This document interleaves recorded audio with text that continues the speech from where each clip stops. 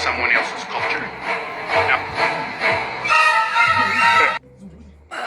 I don't know what kind of history books you've been getting into, but using government documentation isn't going to prove anything that we are from you or that we have anything to do with you unless it is within a specific individual's family tree.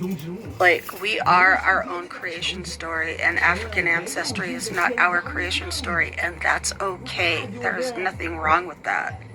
Now, there are 54 million indigenous people of the Americas, but technically through the Census Bureau in the United States, there are 7.8 million of us. Now let's start with archaeological findings. Oldest known ancestor of modern primates may have come from North America, not Asia, by Natalie Van Hoos, and you could find this article in the State of Florida Museum. Teja Hardina, they are still trying to push the narrative that it came from Asia and Europe when the article just said it doesn't, because there is a new research that shows Teja Hardina's relative, a species found in Wyoming, is older or older than its Asian European relatives, and that is by 50 million years. Moving on. Now, in New Mexico, the Zapata footprints are 290 million years old.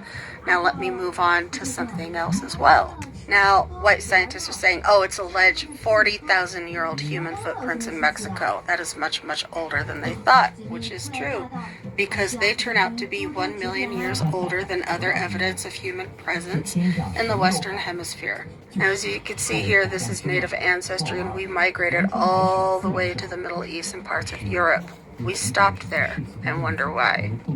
Moving on, that is also from the slave trade, as you can see, as well as the East Coast is also from the slave trade. Now, when we had people come back with us, it was out of their own free will and sense of adventure, and probably because people blended together and made families. And there's nothing wrong with that either. So as you can see, 30 to 60% as well as 10 to 30%, those are sister clades. Anything lower than that is just ancestry and technically shouldn't just be claimable. So I hope you understand better that a lot of these narratives that are being pushed on TikTok right now that are very ethnocentric and supremic and xenophobic towards Native people is just it's just awful. So please stop supporting that kind of educating people, because all it's going to do is make people stupider and bored.